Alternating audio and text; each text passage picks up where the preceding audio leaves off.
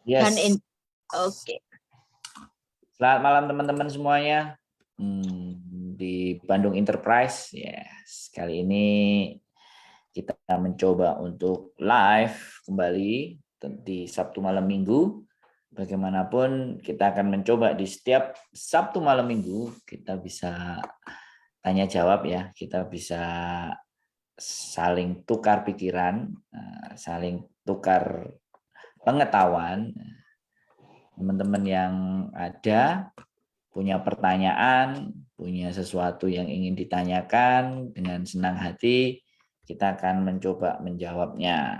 Dan senang hati pula kita coba memberikan yang terbaik apa yang bisa kita sampaikan secara pemikiran. Dan malam hari ini kita hadir selalu dan kembali lagi. Kenapa? Karena tamu, bukan tamu ya. Ini bukan, saya tidak menganggap tamu, tapi teman ngobrol yang enak, teman ngobrol yang nggak ada matinya dan nggak ada tendensi macam-macam, yang hanya fokus kepada teman-teman, bagaimana teman-teman semakin pinter semakin oke. Yes, Pak Kontring, kasih say hello dulu. Dan Halo teman-teman semuanya ya, tetap sama, Kontreng tetap sama, tidak berubah ya. Yowis tempernya ya tetap sama. Jadi kalau tadi sore kalian tahu seperti itu, terus ada yang ngomong nggak suka, tidak ada masalah bagi saya ya. karena tidak suka itu kan bukan urusannya kita. Betul. Tidak suka adalah urusannya mereka. Gitu. Jadi banyak banget ya. Jadi banyak banget pertanyaan ini. Kebetulan pertanyaan dari Indonesia. Nanyain PT-nya. Oh, Nah, jadi kalau nanyain PT-nya otomatis ya nanti kita akan jawab sama Miss Yuni ya. Karena itu yang kompeten di agensi adalah Miss Yuni. Tapi kalau betul. tanyanya sama Mbak Kontring, umur berapa? Tadi ada yang nanya. Umur berapa dan non-X? Itu belum Untuk kemana-mana. Kira-kira Oke, untuk sampaikan. non-X, ya untuk non-X itu batas usianya bagi Singapura itu 23 tahun. Bagi negara Hong Kong dan Taiwan 21 tahun. Bagi Malaysia juga 21 tahun untuk PRTA. Jadi untuk pekerja PRT. Karena kalau untuk formal itu kan beda, Mas. Pekerja formal beda loh ya. Jadi kan ada yang di Malaysia itu kan melalui pabrik, ya kan itu kan formal. Itu jadi lulus sekolah kita masih usia 19 itu boleh. Itu beda. Jadi jalurnya formal atau jalur informal. Kalau jalur informal itu untuk Singapura batas usianya minimal adalah 23 tahun. Itu sejak 2005. Kalau di Hong Kong 21 tahun, kalau negara Taiwan juga 21 tahun. Oke. Jadi itu usia dan tips ya. Jadi tips karena ya sekali lagi Mbak Kontring, awal dari persoalan adalah teman-teman yang non-X, yang baru Betul. masuk Indonesia. Nah, ini mumpung Ini yang banyak nanya di Bandung ini, ada yang kita biasanya bahas yang di Hong Kong, yang sudah datang ke Hong Kong. Sekarang betul. kita coba Sekarang yang bahas dari Indonesia. yang Ya. baru mau. Gimana? Nah, yang pertama yang perlu disiapkan bagi teman-teman yang mempunyai ketertarikan bekerja ke luar negeri. Ingat ya, ketertarikan bekerja ke luar negeri sebagai PRTA. Nah, karena saya nggak mau membahas yang formal ya, jadi yang informal bidangnya, yang mempunyai ketertarikan untuk bekerja ke luar negeri sebagai PRTA atau domestic helper, yang pertama disiapkan adalah satu, pengetahuan dan pastikan Anda melalui PT yang resmi. Yang kedua, basic bahasa asing, minimal bahasa Inggris, tulis maupun speaking, meskipun itu sangat minim atau minimal Anda sudah paham dan bisa baca, bisa tulis ya. Kalaupun ngomongnya kurang itu bukan masalah karena memang kita bahasanya bukan native speaker. Kemudian yang ketiga adalah peraturan negara tujuan. Undang-undang negara tujuan kalian wajib tahu. Kalau dulu mungkin kalian tidak menemukan informasinya, sekarang itu di media sosial banyak. Entah YouTube, entah Facebook, Google, itu ada semua.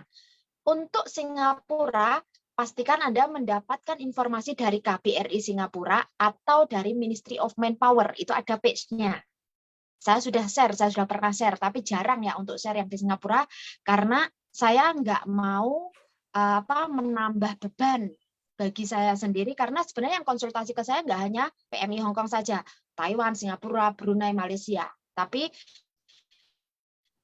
di situ kenapa saya tidak begitu share ke mereka, karena saya nggak mau nanti yang bertanya tetap semakin Hong Kong saja sudah banyak memberikan beban untuk saya ya. Terus berikutnya adalah bahasa negara tujuan yang Anda tuju. Dan nomor-nomor penting yang perlu Anda catat. Contohnya nomor BP2 PMI, nomor KJRI atau perwakilan duta perwakilan negara setempat, ada nomor LSM di negara ini sendiri. Saat ini adalah Hong Kong diakses. Kontrak kerja aja ada di Google, di mana PDF. Ya kan, kalau kalian ketik kontrak kerja ID 407 itu ada.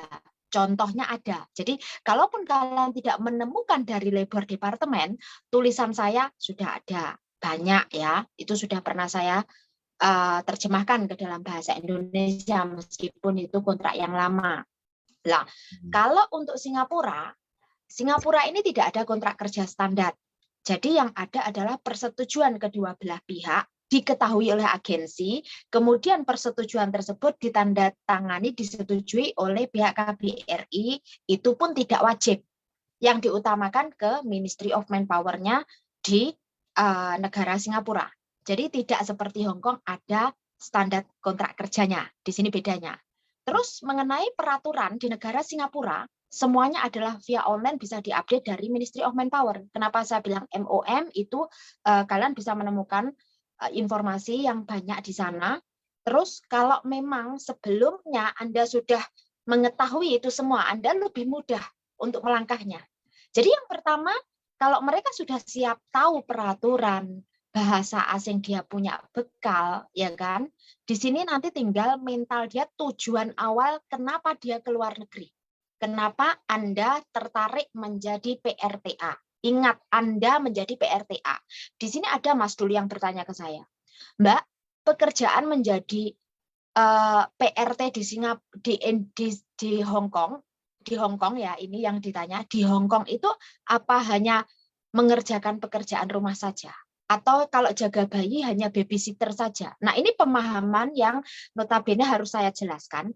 Di saat Anda melamar menjadi PRTA di negara Hong Kong maupun di negara manapun untuk saat ini, Anda itu mencakup general house chore. Jadi semua keseluruhan pekerjaan rumah, termasuk kalau ada bayinya ya jaga bayi, kalau ada orang tua ya jaga orang tua, ditambah dengan pekerjaan lainnya masih ke pasar dan masak. Jadi tidak terpaku pada jika Anda tugasnya masak ya masak saja, itu tidak, kecuali memang majikannya mempunyai form kerja di mana itu tidak hanya satu orang dan rumahnya besar dan mungkin mereka itu golongan dari orang yang high class atau pengusaha, itu kan mempunyai form sendiri toh Mas pekerjanya. Karena tidak menutup kemungkinan mereka mempekerjakan lebih dari satu pembantu dan setiap pekerja mempunyai tugasnya masing-masing. Itu berbeda lagi. Jadi, namun kontrak kerjanya tetap sama. Jadi yang mau saya tegaskan, kontrak kerjanya tetap sama, ID 407. Jadi cuma main job-nya yang berbeda.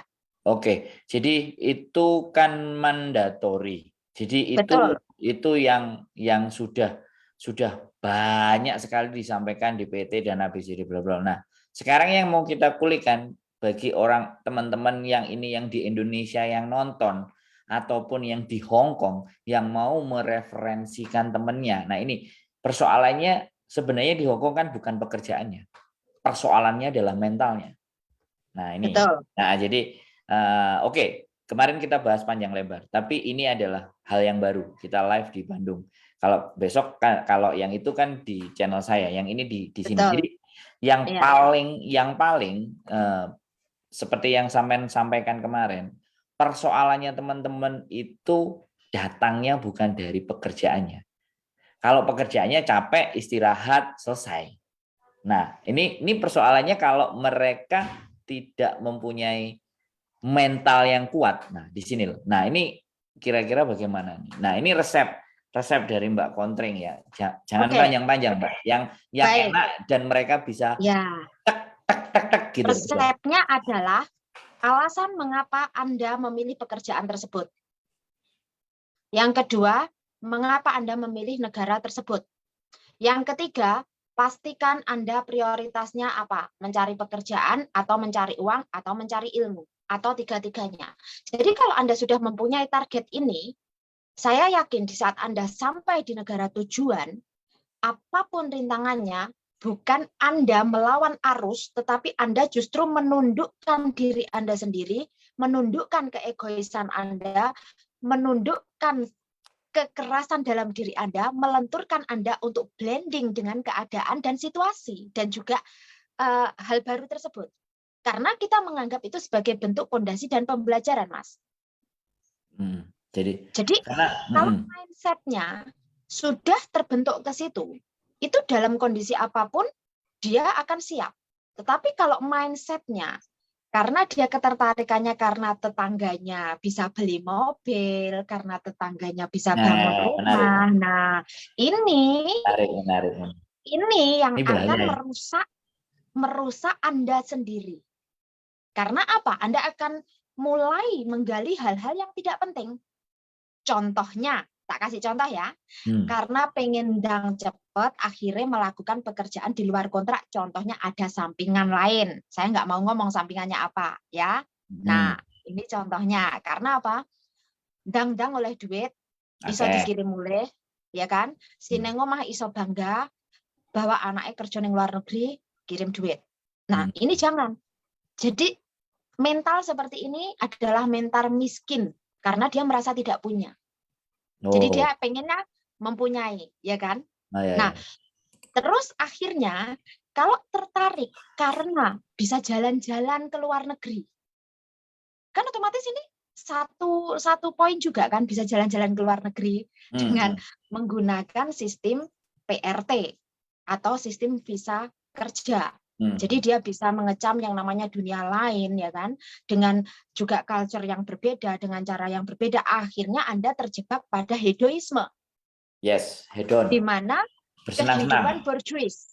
Ya, terjebak di situ akhirnya apa? Sosialita. Semuanya harus serba branded.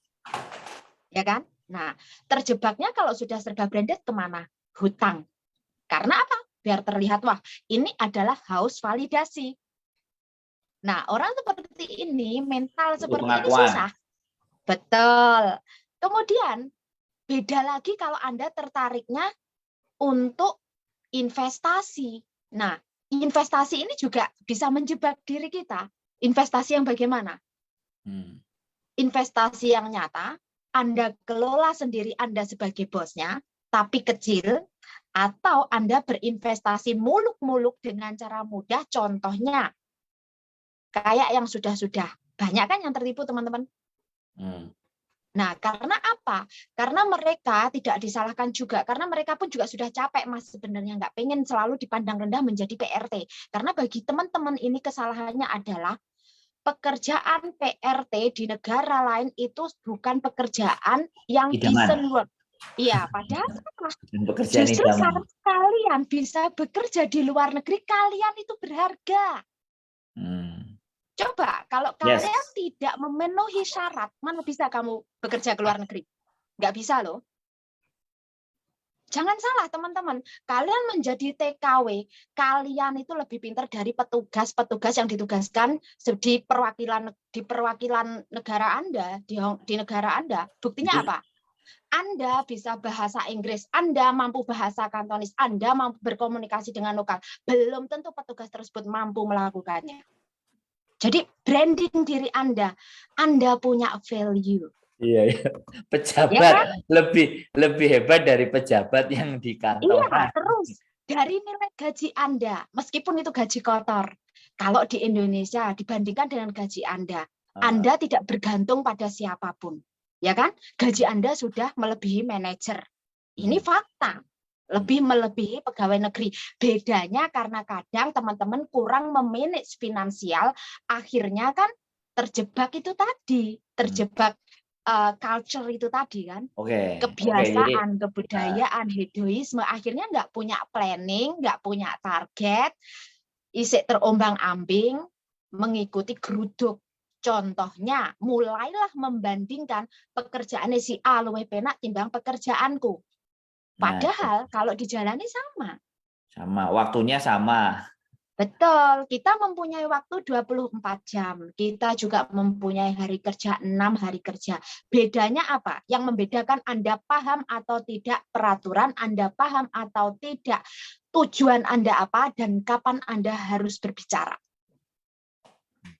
Oke, jadi itu sebentuk di mana bahwa bagi yang baru ya, karena Ya, puter-puter apapun, diputer-puter apapun, biasanya, sekali lagi biasanya, permasalahannya teman-teman itu yang pertama memang yang startup baru satu, itu banyak banget yang punya keluhan, tapi tidak menutup kemungkinan yang juga sudah lama ini tiba-tiba ya kan, jadi atau dia tiba-tiba nyaman, kemudian ganti, kena, jadi kayak terlena ya kata dalam air panas yang masih hangat-hangat kuku lama-lama melocot umup dan akhirnya tewas. Jadi yang ingin saya sampaikan di sini adalah di mana bahwa mengenali dan menyesuaikan kehidupan satu atap dengan manusia yang berbeda. Ini loh, ini yang menjadi sebenarnya ini yang menjadi betul sekali. apa ya? Yang menjadi poin persoalan. Menjadi poin utama adalah kita harus mencoba atau berani mengambil resiko. Kita sudah mengambil resiko sejauh ini dari Indonesia ke negara lain. Kita sudah melewati lautan, ya kan? Sampai di tempat tujuan, Anda harus mulai lagi menyesuaikan dan menerima kepada sesuatu yang Anda tidak suka. Contohnya hal kecil aja, soal makan. Nah, bos kamu ini makan nasi 1 hari 1 kali, Mas. Malam saja. Ya kan? Kadang siang karena Anda belum terbiasa dengan situasi ini atau keadaan seperti ini, yang biasanya Anda makan nasi 3 kali, kemudian Anda hanya menemukan nasi itu 1 kali, itu sesuatu yang aneh menurut Anda, dan bahkan Anda tidak terima dan merasa, aku dijarni keluwen, ya kan? Aku nggak dikasih makan. Nah, terus ada banyak pemahaman orang Hong Kong, karena mengingat Hong Kong itu negara tidak bertuhan ya, jadi tidak percaya dengan agama, jadi ada hal-hal tertentu kayak jobnya jaga anjing, terus akhirnya dia harus masak babi, dan kadang ada kan kalau nenek-nenek ya toh, dia nggak peduli adanya babi, ya kamu makan babi, atau kalau kamu nggak suka ya nggak perlu makan, bahkan kamu nggak boleh beli. Nah, di sini adalah saran saya, pembelajaran sabar sauntoro. Jadi bisa enggak menahan diri sesaat kalau kamu berurusan dengan orang tua, kalau kamu berurusan dengan anaknya dan bisa diajak ngomong, kenapa saya lebih menyarankan belajar bahasa, kemudian bisa berkomunikasi. Itu kan satu keuntungan tersendiri. Tapi kalau Anda tidak bisa bahasa, tidak punya pengetahuan, itu akan lebih masuk lagi ke timid, di dalam artian dia lebih ketakutan dan dia akan sembunyi di ketakutannya. Dan dia akan lebih tidak mau menerima tantangan di depannya, yang notabene tantangan tersebut bisa menjadi ilmu baru, terlepas resikonya nanti seperti apa. Tapi kalau Anda sudah tahu, dalam artian, oh ini saya baru, ya kan, resikonya begini, terus saya nanti dapat begini, berarti apa yang harus saya lakukan? Haruskah saya diam sejenak atau menerima keadaan dahulu, selanjutnya sambil membisikkan ke diri sendiri, rong tahun ora suwi rek. Jadi kan, ya kan? Jadi yang menjadi persoalan itu sebenarnya mereka tidak benar-benar tahu hidup yang berbeda, manusia yang berbeda, budaya yang berbeda, semuanya serba berbeda, cara berpikir berbeda. Jadi disitulah kemampuan adaptasilah yang akan menyebabkan, ya sekali lagi yang akan menyebabkan apakah teman-teman nanti itu mampu bertahan atau tidak. Sekali lagi ya, yang ingin juga saya sampaikan kepada teman-teman, aku nanyakan juga sama Mbak Kontreng, apakah Hongkong itu kan kadang mukul sama pakai fisik, itu mereka punya undang-undang. Tapi yang lebih tajam lagi, sebenarnya bukan mukul atau fisik, karena kita bisa membuktikan. Tapi bagaimana ngomong kata-kata yang kotor, ngomong kata-kata yang menghina, ngomong kata-kata yang membuat mental kita itu jadi diacak-acak gitu. Drop. Nah, Betul. Ini kan besok lebih ngomong. ke ini lebih ke emosional ya. Kebanyakan orang Hong Kong itu kan seperti yang disampaikan Hao Jong kemarin, ya kan. Mulut mereka itu tajam, mulut mereka itu tidak bisa berbicara dengan baik, yang enak dirungokne. Nah, itu orang Hong Kong saja bisa ngomong seperti itu. Artinya, secara tidak langsung kalian yang sudah mendengar debat kemarin, artinya kalian tahu, oh memang tabiat mereka seperti ini. Ya udah, dianggap aja radio rusak. Tapi Anggap kalau aja nggak ada yang dengar. Kita jangan iya, berbicara yang kemarin. Kita anggap mereka nggak dengar. Kita ulang lagi bercerita iya, tentang mulut nah jadi mereka yang tajam, gitu loh. ya, Nah, jadi mulut mereka itu sudah terbiasa tajam dan apalagi merendahkan posisi Anda yang notabene hanya sebagai pekerja murahan. Karena nah, Anda ini dianggap murahan, ya kan? Kenapa? Gaji Anda ini, gaji kita ini tidak termasuk di undang-undang yang paten. Dan gaji kita itu bisa naik turun mengikuti ekonomi Hong Kong. Kenapa? Kita masih tetap harus menyetorkan wacana, pengeluaran, dan kadang kita harus ada survei berapa pengeluaran per individunya nanti di kolektif untuk dijadikan satu acuan kenaikan gaji. Karena ya ini tadi, gaji kita ini bisa naik turun. Jadi tidak melulu naik, tidak. Jadi di sini yang perlu teman-teman ketahui. Kadang kan teman-teman nggak paham, kenapa sih kalian tetap teriak-teriak naik gaji? Nah, kalau berani dihitung sebenarnya gaji kita itu seberapa sih? Nggak banyak. Ya kan? Kalau mau dihitung dibanding dengan tenaga kalian, itu sebenarnya nggak banyak. Nah, tinggal kalian bagaimana memanage-nya dalam artian mengkombinasikan antara plus minusnya. Karena di setiap pekerjaan, di setiap living environment, di setiap majikan dan keluarga itu berbeda. Ada yang pekerjaannya jaga anak autis, ada pekerjaannya yang jaga anak lebih dari satu, ada yang cuma jaga satu orang. Jadi karena perbedaan-perbedaan inilah kita harus bisa menerima bagaimana untuk merefleksi atau mereverse dari negatif ke positif. Nah, coba kalau saya finish kontrak dan saya tetap menjaga kualitas saya, ke depannya kalaupun saya ganti majikan dengan modal majikan yang kayak apapun, saya mampu. Saya harus mampu. Tapi kalau Anda mindset-nya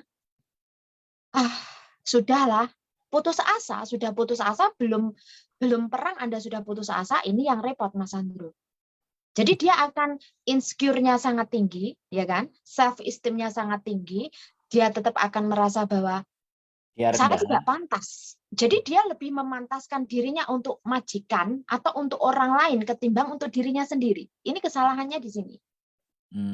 Jadi proud with yourself itu yang Ya, harus kita ya, tanamkan ya. Jadi kita itu ya, bangga dulu, walaupun jadi ya, PR, bangga dulu. Jadi betul. bangga karena kita sudah mampu masuk di tempat di keluarga orang ya, dengan sedemikian rupa ya, meninggalkan yang di Indonesia, mengorbankan, memperjuangkan semuanya, bangun kebanggaan dulu bahwa pekerjaan kalian itu bukan pekerjaan yang hina, pekerjaan teman-teman itu bukan pekerjaan di mana pekerjaan itu kelas rendahan, tapi justru teman-teman itu melayani keluarga, asisten rumah tangga. Jadi jangan sekali lagi di asisten loh ya. Ini masalah kata ini juga berpengaruh loh. Asisten rumah tangga. Jadi kita itu mengorganisir pekerjaan di rumah. Itu kan ya kan konsepnya harus begitu dulu ya sama teman-teman. Jadi Betul. kita sampaikan itu bisa dianggap sebagai manajer rumah tangga. Iya. Kan? Jadi jangan pembantunya, tapi manajer sebuah rumah tangga, karena bagaimanapun majikan mempercayakan loh ya, mempercayakan arranger, mengatur masaknya, mengatur anaknya, mengatur makanannya. Ini kan manajer, ya kan? Ini manajer, bisa dikatakan sebagai manajer, dan itu yang harus ditanamkan kepada teman-teman, bahwa pekerjaan kalian ini bukan pekerjaan yang Bukan notabene-nya pekerjaan murahan, bukan ini pekerjaan manajer. murahan. Nah, yang pertama kan yang begitu, karena persoalan banyak masuk itu karena mereka menganggap ya diri mereka rendah. Terlalu merendahkan diri masing-masing. Dan sebenarnya kenapa saya bilang pekerjaan kalian itu pekerjaan yang layak? Karena kalian punya kontrak kerja yang jelas, kalian pekerja yang merdeka. Ini sudah sering saya gaungkan kan. Ingat, kalian adalah pekerja yang merdeka. Kalian punya kontrak kerja. Di sini adalah sudah menjadi satu pegangan utama. Jadi Anda itu sudah bisa membuktikan Anda pekerja, Anda bukan budak, Anda bukan pelayan yang di zamannya raja-raja dulu. Ini yang membedakan Anda. Anda punya kontrak kerja. Meskipun aturan-aturannya mungkin jam kerja tidak ditunjukkan, tapi kan meminimalisirnya kan sudah ada. Aturan untuk istirahat, aturan makan kita harus dapat, fasilitas harus dapat, akomodasi harus dipenuhi. Ini kan sudah mendingan ketimbang kamu tanpa kontrak kerja yang jelas. Di negara lain mungkin kamu tidak menemukan kontrak kerja sejelas di Hong Kong, ya kan? Jadi ya kadang ketika kita ngerasa bahwa aku kerja di sini, terus ini kenapa timbul bahwa gini loh, teman-teman meminta haknya aja, sekali lagi ya, meminta haknya, kayak nggak pulang ke Indonesia, renew, harusnya kan tahu dia punya haknya, memintanya aja kadang-kadang nggak enak. Terus saya sih kepingin pindah, tapi sungkan. Nah, ini perasaan ini loh, ini kan hal-hal yang dalam artian juga berdampak dan berpengaruh terhadap bagaimana kedepannya mereka. Jadi itulah yang saya anggap sebagai bentuk di mana kita harus muncul keberanian ngomong gitu loh, dan saatnya, timingnya. Jadi ini pesan buat teman-teman yang ada di Indonesia yang mau persiapan berangkat ke Hong Kong. Karena ini, nah sekarang Miss Yuni sudah hadir. Oh, dia nggak mau ngomong karena mungkin dia sambil nyuci piring loh. Miss Yuni aja seorang staff agent juga nyuci piring, sama aja nyuci piring lah kan. Jadi sama aja. Jadi pekerjaannya nggak ada beda. Cuman kalau pagi dia di kantor, mungkin kalau malam dia nyuci piring karena makan malam hari Sabtu. Jadi seperti itu ya. Jadi pesan buat teman-teman yang mau berangkat, dikuatkan kembali mentalnya, kemudian diperhatikan lagi tata aturannya dan hak-haknya, dan nomor-nomor tadi ya, nomor-nomor itu bagaimana ketika ada persoalan, ketika ada problem, terus harus bertanya. Biasanya kalau Hong Kong, teman-teman, ini informasi ya, biasanya kalau Hong Kong, kalau kalian adalah newcomer ataupun memang pendatang baru ataupun tidak, biasanya sudah dijemput sama social worker di Hong Kong. Itu ada dari labor departemen. Biasanya Mbak Jenny, Mbak Indah itu ada. Nah, mereka berbahasa Indonesia. Terus mereka akan memberikan buku labor. Tapi sayangnya buku tersebut kadang oleh sebagian agensi itu dibuang. Nah, kalau buku tersebut dibuang, di saat kalian digiring oleh petugas, kan mereka akan memberikan informasi nih Mas biasanya. Mereka akan menyampaikan dengan verbal dan juga memberikan bukunya. Di saat menyampaikan dengan verbal ini, siapkan pulpen, dicatat. Iya, nomornya, catat sendiri, simpan sendiri. Di bandara saya juga itu melihat orang yang meja, 2 orang kadang-kadang bawa buku ya. Dari Indonesia, ngasihin. Oh, berarti sebenarnya ya kalau kita perhatikan dari sejak awal mereka datang, buku itu sudah diserahkan ke mereka ya sebelum mereka. Ya, tapi sama agensi biasanya dirampas, ada sebagian agensi merampas dan membuangnya. Nah, karena untuk antisipasi ini teman-teman saya sarankan bawa catatan tersendiri, terus bawa pulpen disiapkan, nanti dicatat nomornya Mbak Jenny, nomornya Mbak Indah itu ada sendiri. Dulu saya juga begitu.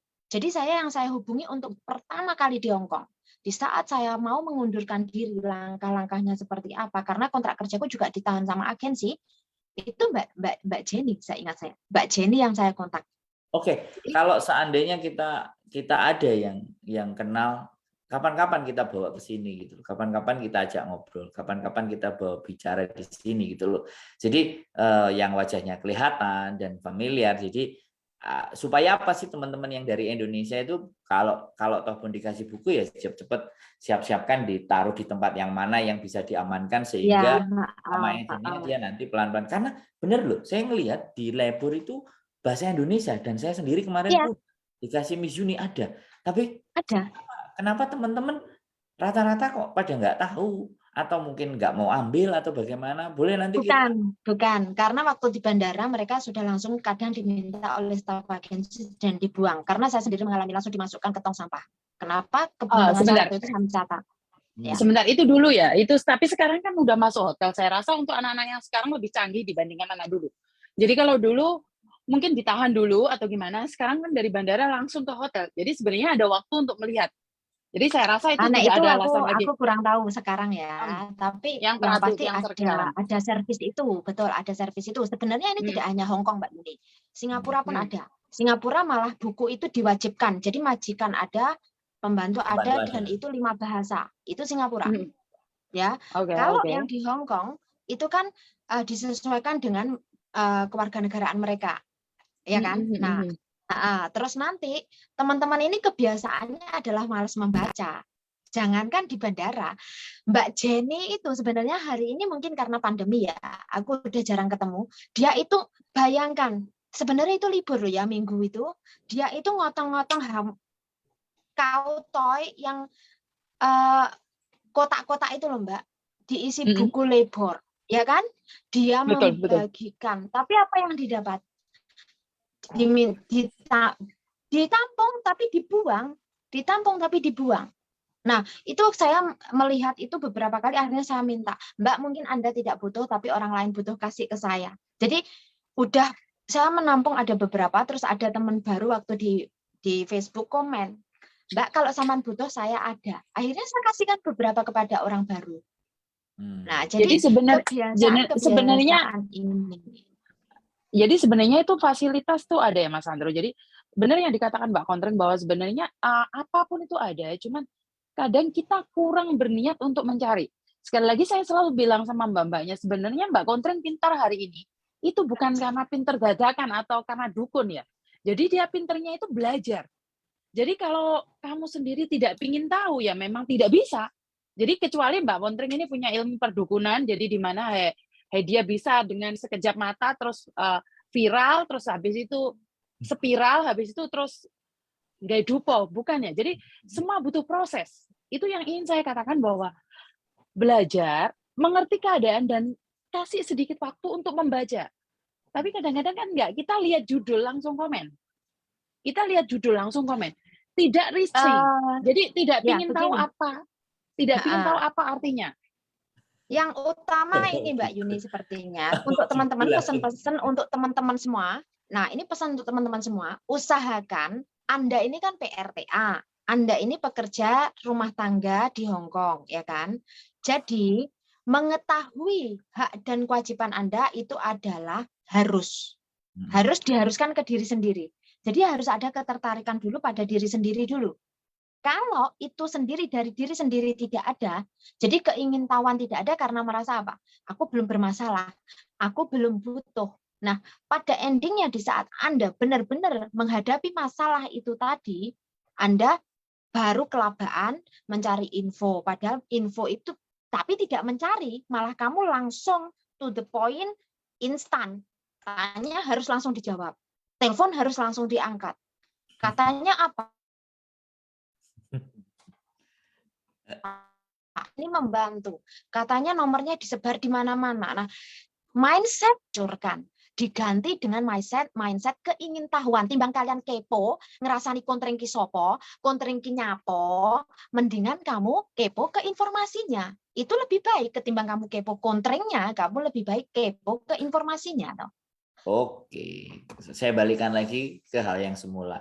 Jadi pada prinsipnya segala sesuatu itu ada. segala sesuatu itu sudah tersedia, dan Hong Kong pun juga tidak berhenti juga memberikan pemahaman-pemahaman. Tapi nggak mungkin juga Hong Kong bikin podcast kayak gini ya, kayak kita ya kan.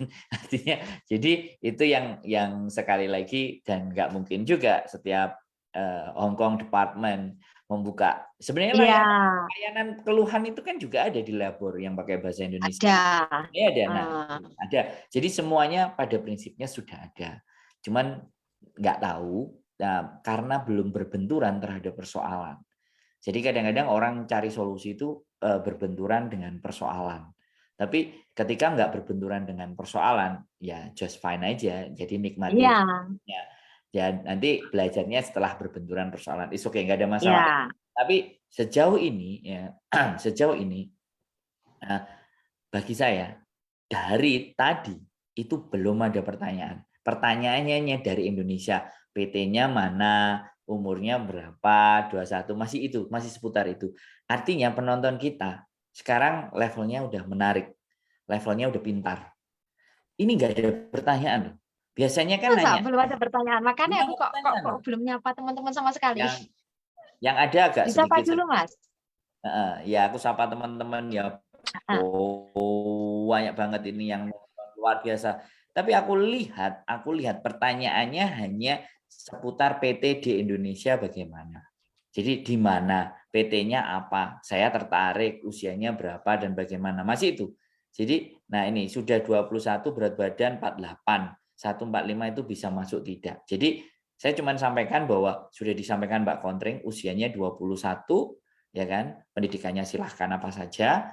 Yang penting yaitu tadi datang ke PT dan ABCD. Umurnya udah 21, udah dianggap dewasa, sudah bisa. Tapi untuk masalah PT-nya, nah ini yang bisa jawab sebenarnya Miss Yuni. Karena sekali lagi ini di agent. Ya, untuk PT bukan saya. PT, Jadi ada teman-teman yang bertanya ke saya, minta rekomendasi PT, itu saya tidak pernah bisa merekomendasikan PT. Karena jujur demi Allah, saya tidak bisa merekomendasikan PT mana. Karena saya sudah lama tidak berada di Indonesia dan saya tidak tahu PT yang masuk di benar-benar masuk listnya BP2PMI itu yang mana, saya sudah nggak tahu. Karena regulasi BP2PMI sendiri berganti-ganti. Ya. Terus di sini kalau Anda meminta rekomendasi agen yang baik, agen itu sama. Yang membedakan adalah stafnya mau bekerja lebih atau tidak. Mau mendengarkan Anda atau tidak. Mau apa tidak mencarikan solusi buat Anda di saat Anda sedang dalam masalah. Ini berbeda lagi. Jadi kalau Anda meminta saya rekomendasi agen yang baik dan bertanggung jawab, saya tidak bisa. Terus ini untuk teman-teman juga. Misal, satu agensi itu ada beberapa divisi, ada beberapa kantor. Dan salesnya ini juga beda-beda. Kalau kalian dipegang sales si A, kamu komplainnya ke sales si B, ya nggak bisa. Jadi kebetulan kalau kalian salesnya orang lokal, bukan Miss Yuni, kalian komplainnya ke Miss Yuni, meskipun satu Bandung, itu tidak boleh juga. Karena ini akan merusak hubungan internal para staf agensi sendiri. Karena setiap sales di dalam agensi itu mempunyai cara kerja masing-masing, meskipun pada administratifnya sama. Karena dan itu yang terjadi Mbak Kontring, dan ini yang banyak terjadi. Ini malah yang promosi nggak layak, nggak. Ya, jadi saya harus menjelaskan. Jadi di sini ke teman-teman, nanti sampai dulu. Aku harus menjelaskan ke teman-teman. Jadi kenapa? Kemarin soalnya ada yang laporan ke saya seperti ini.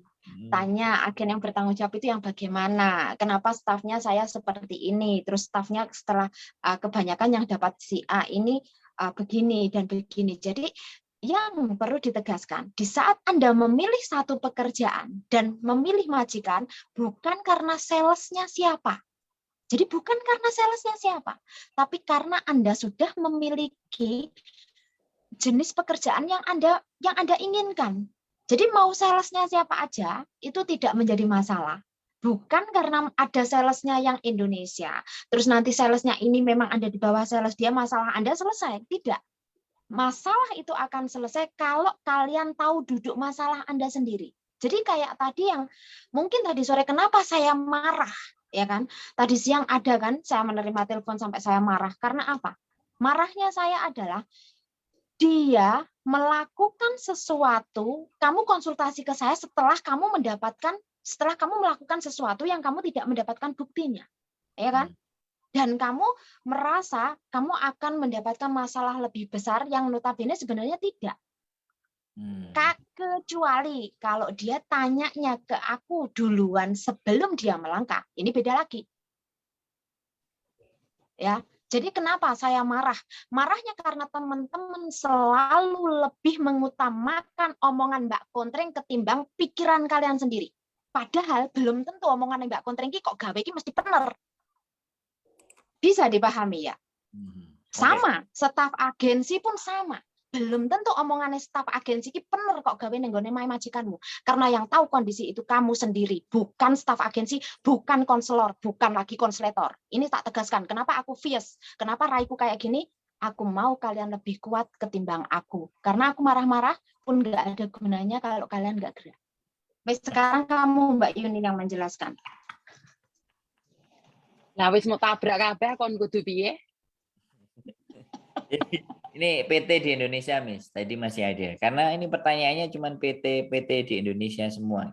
Belum ada pertanyaan teman-teman. Artinya udah yang nonton ini udah pinter-pinter semua. Yang nonton udah pada paham, sudah pada mengerti. Ini sudah rencana sebentar Mas Andro. Ini rencana mau online sampai berapa jam?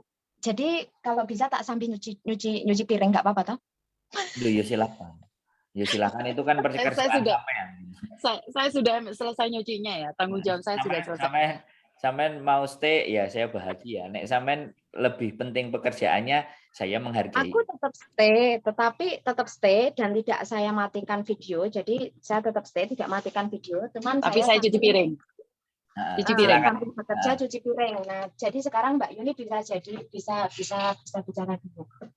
Oke, terima kasih Mbak Kontreng.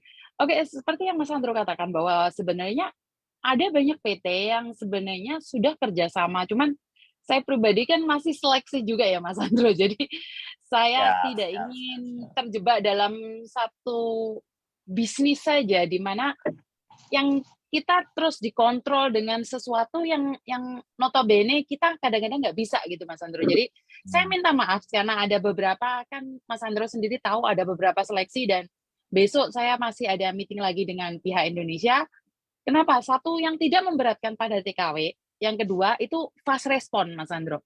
Jadi yang kita cari itu PT yang fast respon. Jadi bukan kalau ada masalah aja fast respon gitu loh. Jadi bukan karena ada uang aja fast respon. Jadi saya kepinginnya itu kalau ada sedikit, ada sesuatu, itu setidaknya ada orang yang balas SMS gitu loh Mas Andro. Jadi nggak dibiarkan terus mengharapkan besoknya gitu loh. Saya tahu hari ini Indonesia kan lagi libur ya.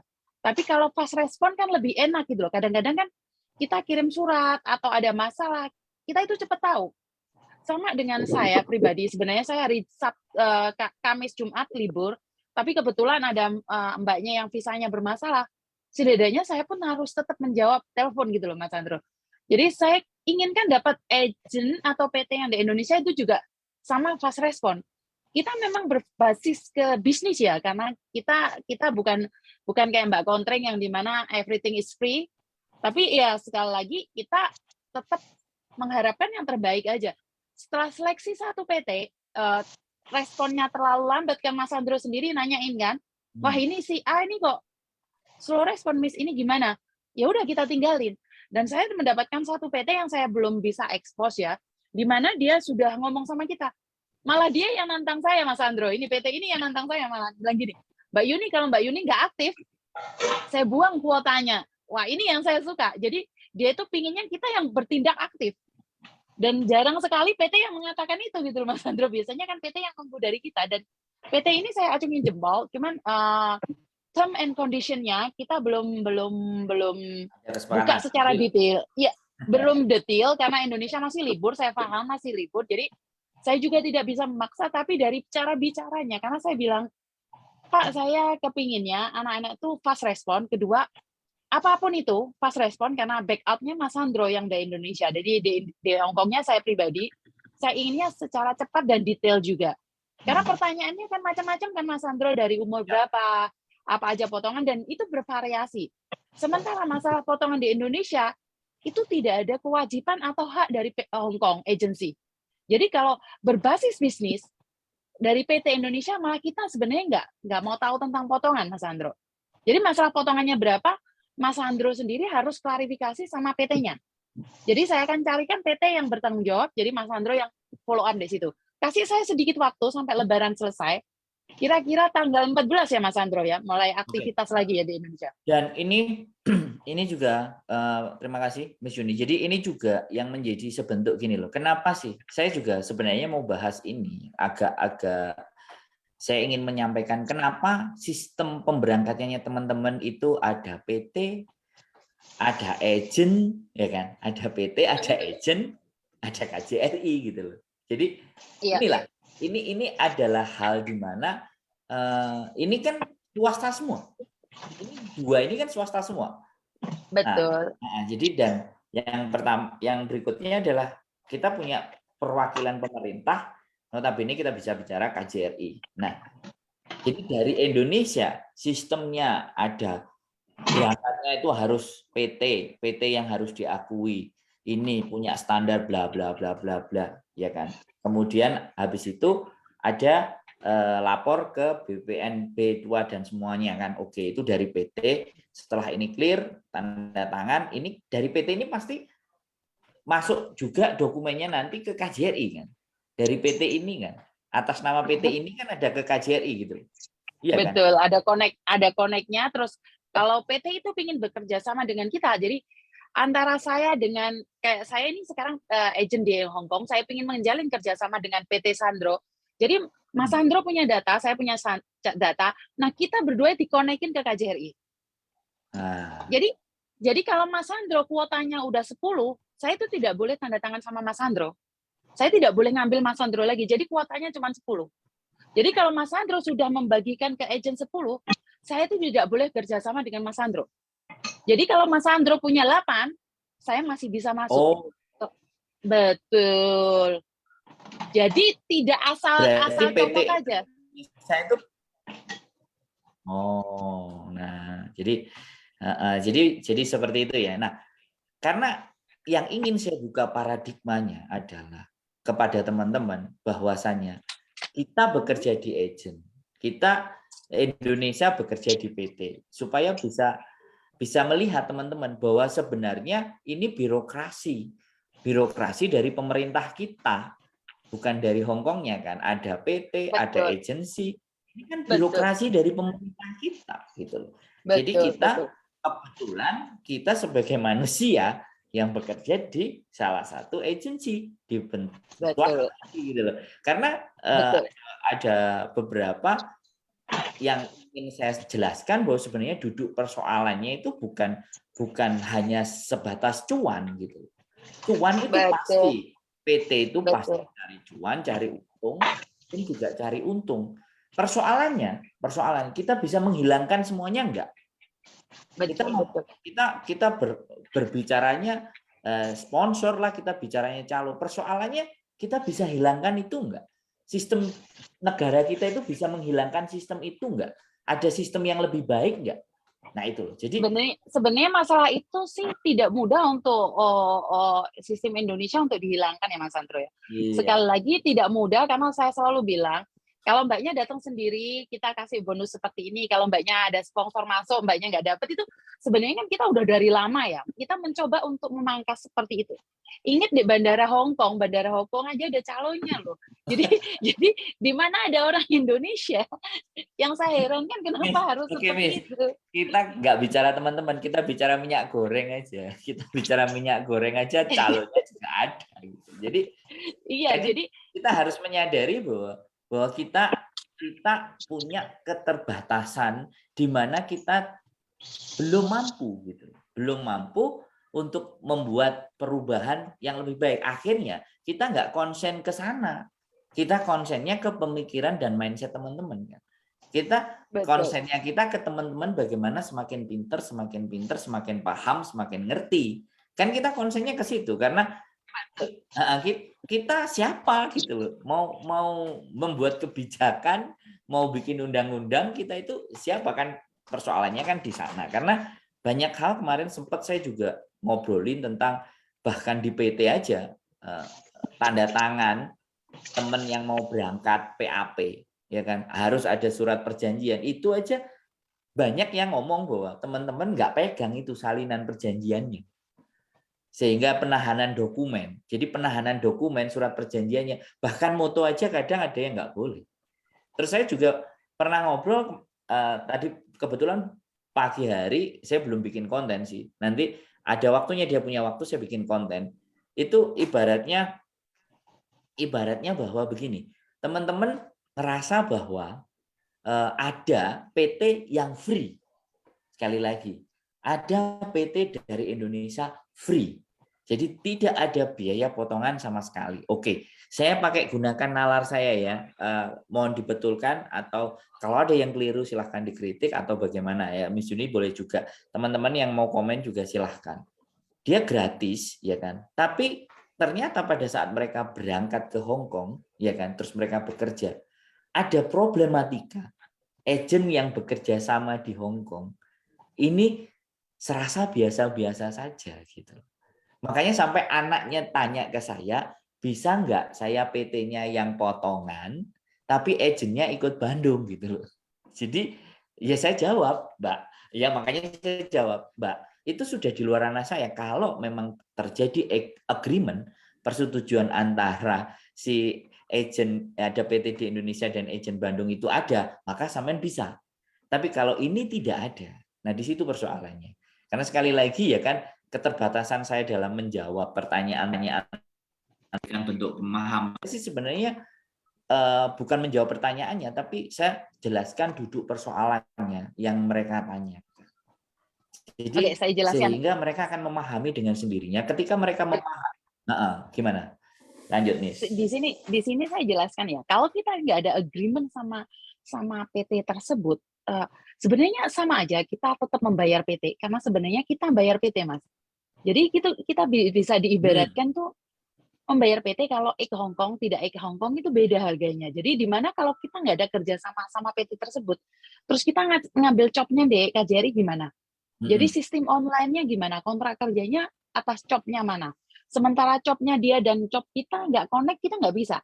Di konsulat Indonesia itu nggak bisa. Jadi kalau saya dan Mas Sandro punya pembantu dan saya punya majikan, dan saya suka dengan pembantunya Mas Sandro, tapi kita nggak ada kerjasama, saya nggak bisa ngambil, Mas. Walaupun saya bayar, walaupun saya mau bayar itu, tidak bisa. Kenapa? Karena job yang saya pakai dengan jobnya Mas Sandro nggak ada connect-nya sama KJRI. Jadi nggak nyambung. Kenapa saya bilang kalau mbaknya udah ikut PT lain, kita nggak bisa ikut proses. Kita juga tidak bisa lancang, Mas Sandro, karena di mana ini adalah aturan. Kalau enggak kan kita jadi berantakan. Dia ikut saya ikut dia. Jadi di sini ada bagusnya juga, di mana sistemnya adalah kalau kamu belum selesai sama PTA, kamu nggak bisa pindah ke PTB. Kenapa? Biar tidak lepas tanggung jawab. Di mana kalau lepas tanggung jawab, otomatis kan tidak tahu apa yang terjadi. Dan di mana para ART-nya itu kalau selesai potongan atau sebelum potongan udah pindah ke agent lain, otomatis connect-nya kan jaringannya kan semakin besar, Mas Sandro. Sementara KJRI kan nggak nanganin 1.000-2.000 orang aja. Perharinya kan mereka menanganin banyak masalah. Yeah. Jadi saya rasa ini lebih memperkecil kesulitan. Jadi seandainya kalau memang ada anak masalah atas nama B, cari aja Bandung. Kalau atas nama A, cari aja AA. Atau kalau atas nama S itu punyanya Sandro. Jadi kan KJRI bisa mendeteksi. Kenapa KJRI sangat sedikit sekali lisensinya? Karena mungkin dari pihak pemerintah, iya, dari kontrolnya itu lebih mudah. Kalau terlalu banyak, sekali lagi seperti Filipina ya.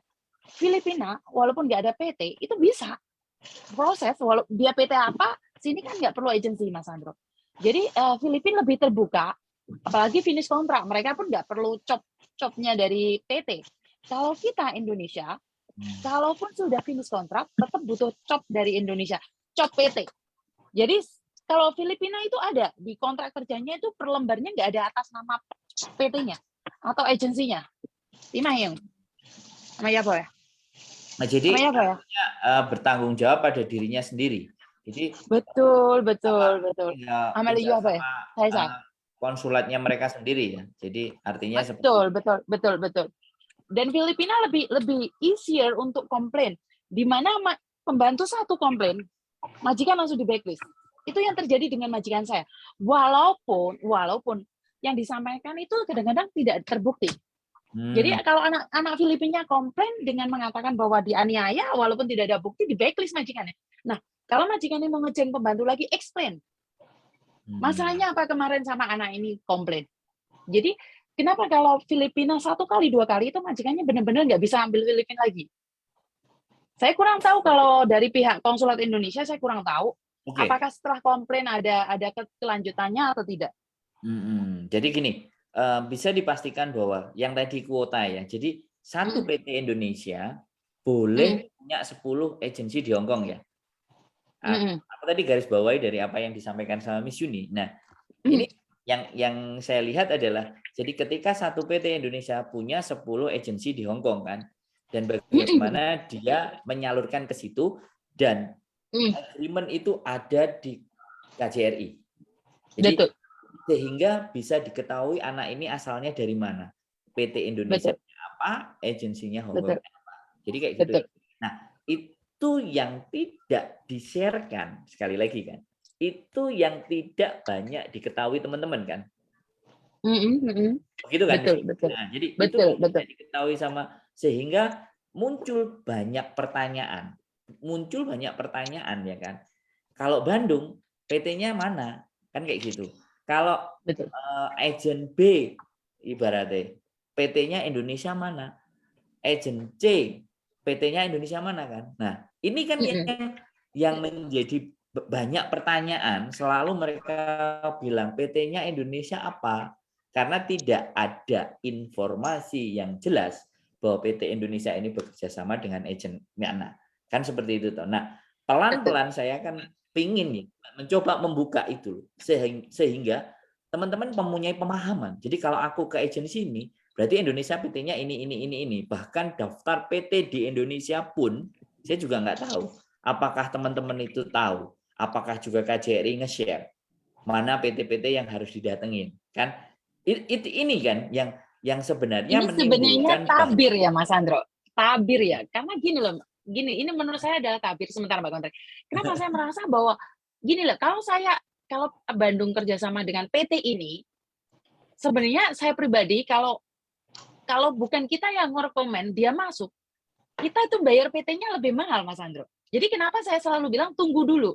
Jadi beda ya Mas Andro. Jadi kalau mbaknya itu pingin masuk di PT kita itu atas rekomend itu lebih mudah koneksinya. Jadi mbaknya ini punyanya kita gitu loh Mas Andro. Tapi mbaknya masuk sendiri dan kita kasih daftar PT ini, itu pun nggak bisa dibilang anak kita. Sama loh Mas Andro dengan kejadian di kita kemarin dengan Mas Aan kemarin kita teleponan sama Mas Aan, ingat nggak? Itu anak buahku, paham nggak maksud aku? Jadi pengakuannya itu beda. Makanya saya kadang-kadang bingung mau ngomong PT mana yang kerja sama kita. Kalau mbaknya masuk sendiri tanpa rekomend kita, ya diakoni Mas Aan ini mau. Jadi paham ya Mas Andro? Kenapa kita selalu bilang kita asis semuanya. Jadi kita kasih satu jalan di mana memang ada connect sama kita. Kalau nggak ada connect, makanya kita sebenarnya kerjaannya lebih berat ya Mas Andro, karena kita harus giring, ngasih wawasan, jadi agak sebenarnya sedikit berat buat standar kerja di agent ya Mas Andro. Karena sekali lagi saya selalu bilang kerja di agent adalah jam 10 sampai jam 6. Saya kebanyakan staff tidak akan ngangkat telepon. Mbaknya coba aja di agent sebelum jam kerja atau setelah jam kerja apakah diangkat teleponnya. Saya akan pastikan bahwa tidak. Karena itu memang peraturan dari kantor. Setelah jam kantor, nggak usah telepon. Tapi kalau saya, kenapa? Karena saya masih sedikit punya keleluasaan ya di Bandung, di mana saya dipercaya untuk bisa connect ke majikan, seperti yang dikatakan Mbak Kontring tadi. Kalau salesnya lain, sebenarnya memang benar yang dikatakan Mbak Kontring, itu saya ada bentrokan, Mbak. Sebenarnya abot di saya. Tapi untuk belani kalian, itu kita bahas di next episode ya. Itu kita bahas di next episode soalnya itu intern. Sekali lagi intern. Kalau nanti Mbak Kontring mau bahas itu, kita bahas jangan di Bandung ya. Kita bahas di tempat sendiri. Nah, sekarang masalah tadi PT, silakan Mbak Kontreng, gimana? Nah, sebenarnya setiap PT itu memang mempunyai kuota, Mas. Jadi misal ya, PT A ini kuota Hong Kong itu hanya 150 orang perekrutan. Tapi faktanya PT banyak melanggar pula, melebihi dari kuota. Dan itu anak-anak nggak banyak yang tahu. Aku tahu-taunya tiba-tiba ada sidak, yang lain diungsikan kayak gitu kan. Baru mereka tahu. Jadi makanya Kenapa kok saya bisa tahu? Nah, di sini kenapa kok saya bisa tahu? Sebenarnya ketertarikan saya menjadi seorang TKW memang sudah sejak usia 14 tahun. Jadi mulai dari situ saya harus benar-benar mencari informasi. Jadi kenapa? Kalau kalian tertarik menjadi TKW, pekerja migran Indonesia atau PRTA atau apa, kalian harus menanamkan pada diri kalian sendiri, cari informasi sedetail-detailnya. Minimal buat bekal kalian sendiri. Dan ini saya lakukan sejak saya masih di SMA. SMP malahan, terus di SMA. Oke, kita balikin lagi. Sebentar. Ini ada koneksi. Wacana. Sebentar, wacana sampean jangan terlalu panjang. Kita bahas PT sama agent. Ya, sebentar Mas, sebentar. Jadi masalahnya sebenarnya di Indonesia itu kurangnya seminar pengetahuan secara terbuka. Gitu. Jadi yang menjadi kebelidruan, yang menjadi seolah-olah teman-teman itu menjadi komoditas, ya kan? Itu karena yang pertama, KJRI tidak menyampaikan secara terbuka, ya kan? PT Betul. di Indonesia, dan di Indonesia juga sama. Apa? PT di Indonesia yang diakui mana? Yang berangkat ke Hong Kong loh ya. Yang berangkat ke Hong Kong. Terus agensi di Hong Kong yang di bawah naungannya dia apa? Ini tidak diflorkan secara nyata. Terbuka. Nah, dan kalau ternyata lembaga penerangannya KJRI itu bisa menyampaikan, anak-anak itu kan bisa ngatur sendiri kan mindsetnya. Ya, dan ini sebenarnya begini Mas Andro, KJRI masalahnya berani tidak memberikan acuan ide tersebut kepada yang BP2PMI. Ini tugasnya BP2PMI mengatur di Indonesia juga, karena Indonesia harus jalan, di Hong Kong kan sudah ada welcoming program. Kalau Anda bicara seperti itu, KJRI akan membantah kita sudah mengadakan welcoming program. Jadi tetap terbantah. Gini enggak. Nanti akan dibantah lagi, itu tugas yang di Indonesia. Nah, makanya kali ini, andaikan saat ini petugas KJRI mendengar ataupun minimal nanti merewind live ini, bisa tidak menjadi lidah kita, jangan selalu keluh. Anda ini sudah terlalu lama keluh lidah Anda untuk menjadi penyambung kita ya. Baik dari zero cost, KTKL, dan apapun. Nah, biasa berikan update informasi secara terbuka, seminar secara terbuka di setiap pelosok, karena korbannya itu orang-orang pelosok loh. Ya, oke. Saya cut lagi bahwa gini, agent PT teman-teman mau berangkat KJRI, ini kan elemennya kan? Iya. Ini kan elemennya kan. Kalau kita bicara BNP 2 TKI, itu lembaga di atasnya lagi, di atasnya PT. PT kan. Tapi kita spesifik kalau misalnya ke Hong Kong, nggak perlu ke Taiwan, ke Korea, apa kita spesifik ke Hong Kong aja dulu yang lebih sederhana. Ya. Jadi teman-teman PT Indonesia, agensi Hong Kong pengambil majikan, ya, yang punya majikan nih, taruhlah agensi Hong Kong yang punya majikan. Ada perwakilan dari agensi Hong Kong di Indonesia seharusnya ada. Oke, sebentar. Itu nanti. Sebentar, Mbak. Oke. Sebentar. Ini kita mau dudukkan hal ini karena kita nggak bisa berbicara ini ke KJRI dan bahkan KJRI pun tidak akan. Saya sudah fix aja. Nah, maksud saya gini loh. Saya hanya ingin menunjukkan alurnya. Ketika teman-teman itu datang ke Hong Kong, itu prosesnya kan PT dapat majikan koneksi agensi dapat majikan dari Hong Kong, kemudian mereka sama-sama sedot data ke KJRI kan. Sedot data ke KJRI ACC baru dibawa ke imigrasi Hong Kong kan. Sebenarnya alurnya kan Betul. begitu. Nah, Betul. makanya tetapi tidak ada informasi di mana bahwa agent ini ikut PT apa, PT ini ikut agensi mana.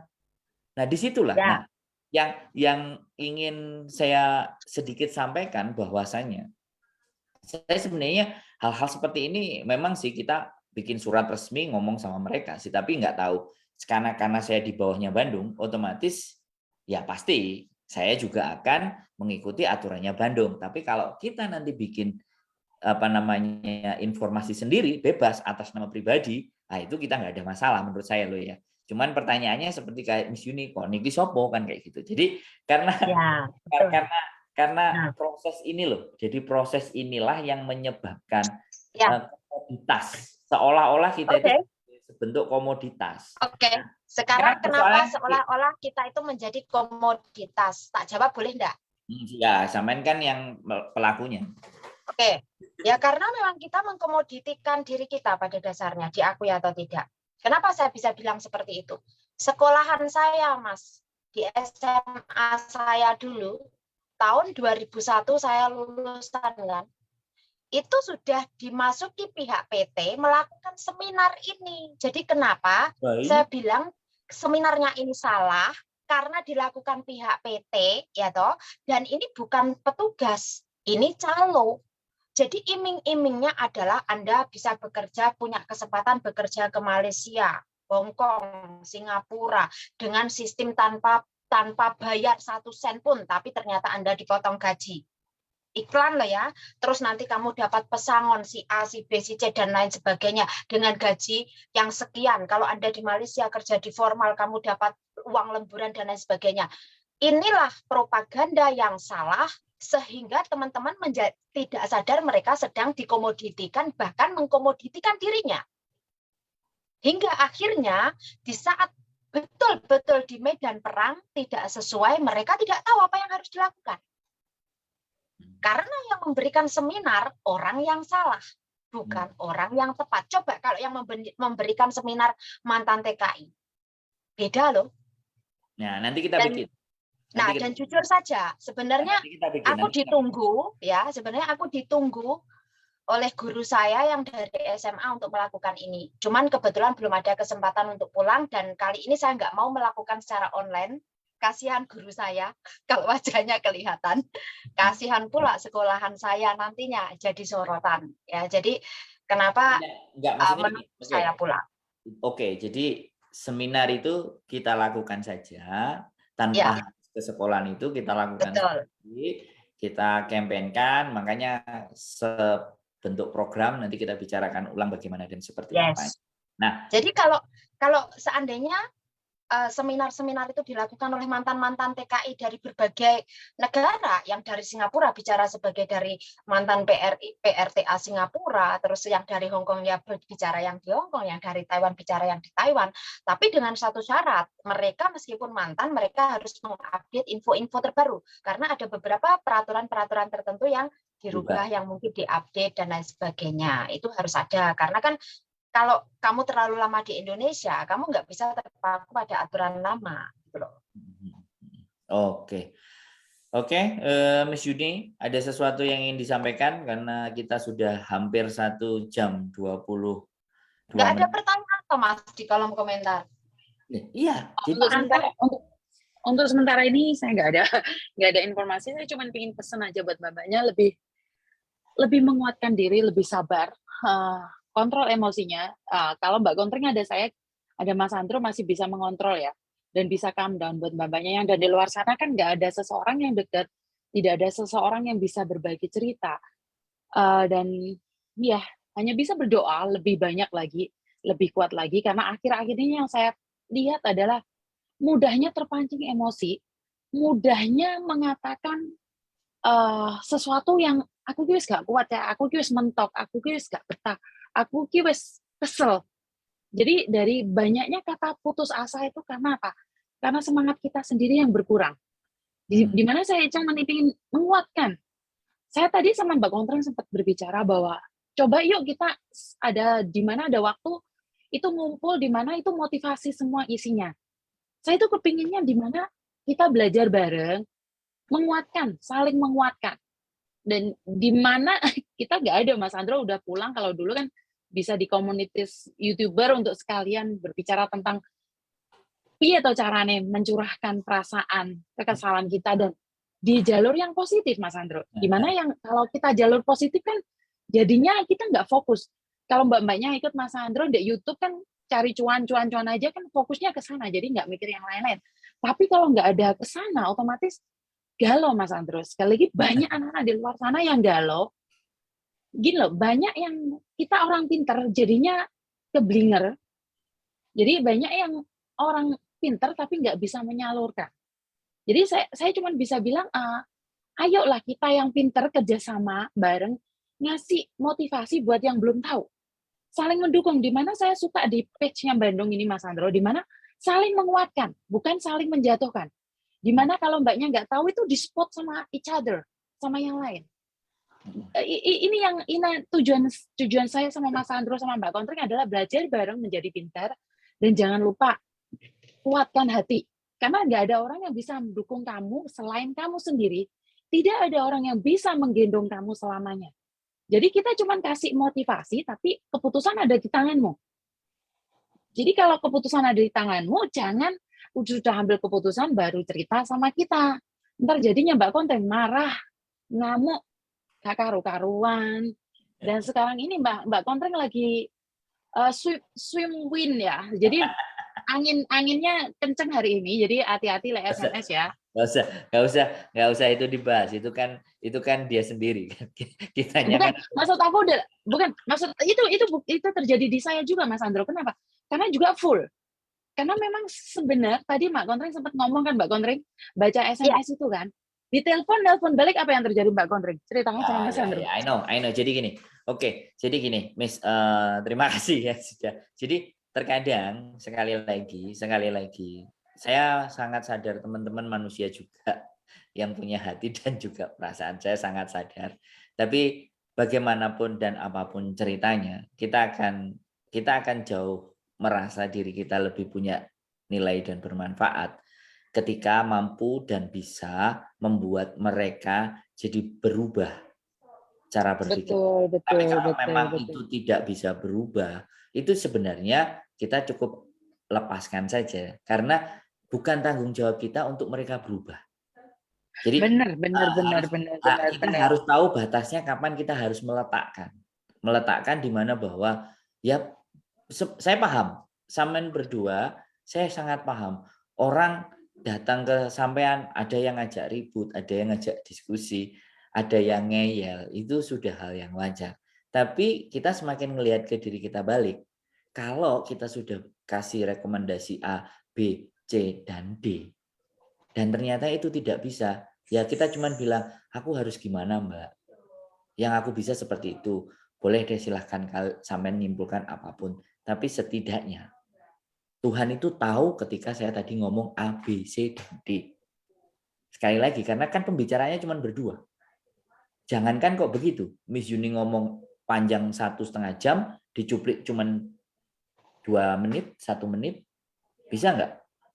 Bisa berubah orang berpikirnya Miss Yuni kan? Nah, sekarang kita tidak harus membahas tentang itu.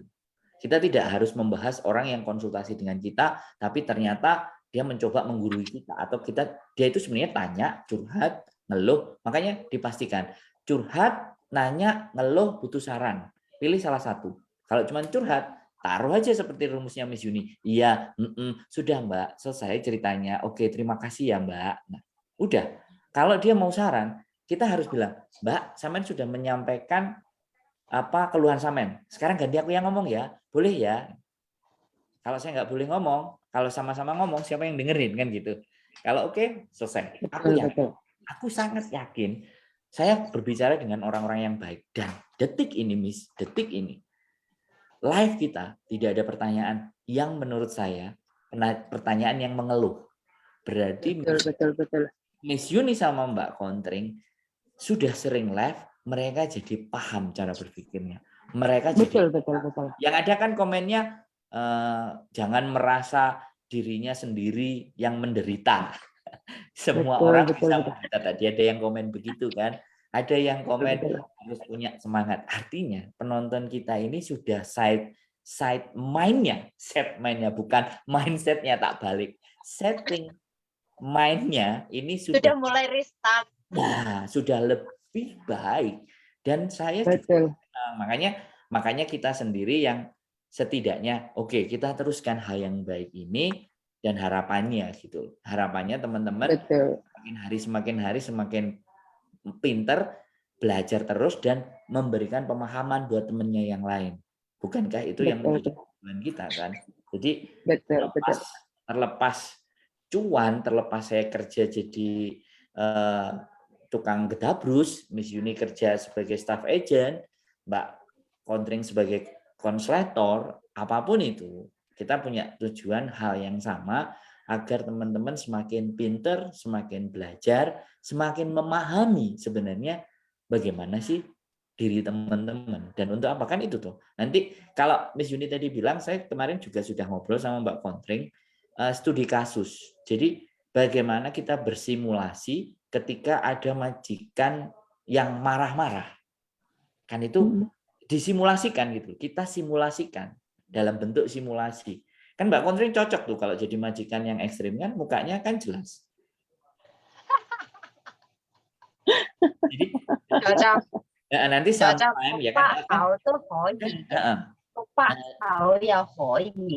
Jadi maksud saya itu kan bahasa kantornya juga sadis kan. Jadi kan nanti Ya, memerankan bisa dengan bahasa sadis, bisa dengan bahasa sopan, tinggal Jadi mainnya. saya akan main sebagai pembantunya aja, saya penurut aja. Jadi kan gini, nanti bahkan ketika Miss Yuni sama Mbak Kontring pun mau melakukan hal yang sederhana, misalnya disuruh nggak segera, atau kamu itu udah dibilangin sempak kotang itu jangan masuk ke sini, nah itu disimulasikan. Dan sebenarnya kalau teman-teman sebenarnya capek fisiknya, kena itu langsung twing gitu kan. Jadi atau di Indonesia lagi ada masalah, di situ majikannya ngak dan teman-teman nggak biasa langsung swing, twing, langsung diamput. Mbak Kontring, majikanku gua play itu lagi kan kadang-kadang kan seperti itu. Dia mau ceritanya kemana, sedangkan di Indonesia ceritanya juga masalah. Ya sudah, satu-satunya inbox aja ke Bandung. Ini aku begini ke begitu, WhatsApp sama Miss Yuni, WhatsApp sama Mbak Kontring. Pada prinsipnya kan tugas kita kayak gitu. Bisa itu dipraktekkan, bagi saya nggak harus yang rumit. Jadi studi kasus, jadi kita lakukan, terus di situ ada anak bagaimana dan seperti apa, masalahnya mereka apa, kita catetin, praktekkan. Begitu dipraktekkan, nah mulai ada diskusi kan. Otomatis kalau Mbak Kontring jadi majikannya, anak-anak salah satu yang ada di situ jadi CC-nya, kan akan terjadi percakapan. Nah, kalau mereka semakin lihai bercakap-cakap dengan majikan, lama-lama dia tahu kapan akan mukul majikannya gitu. Dalam artian kapan dia akan menggunakan kalimat yang tepat untuk agar majikannya sudah nggak bisa apa-apa. Seperti yang dilakukan Mbak Kontring kan kayak gitu. Makanya itu kita simulasikan gitu loh. Kita coba simulasikan hal tersebut.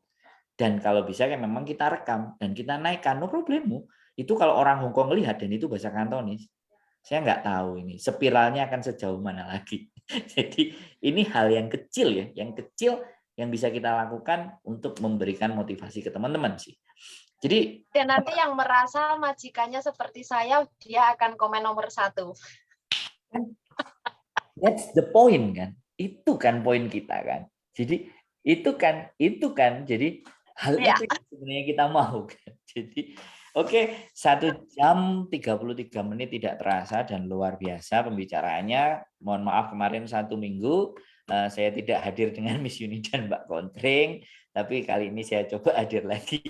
Ya tahu sendiri ada batas titik di mana saya harus mundur dulu, baru saya action lagi kan, sama aja gitu loh. Jadi saya rasa menarik. Terima kasih banyak Mbak Kontring dan Miss Yuni. Dan sampai 1 jam lebih ini tidak ada pertanyaan, Mas? Ya. Di kolom komentar.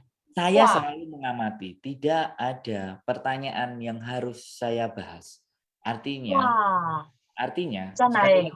ya.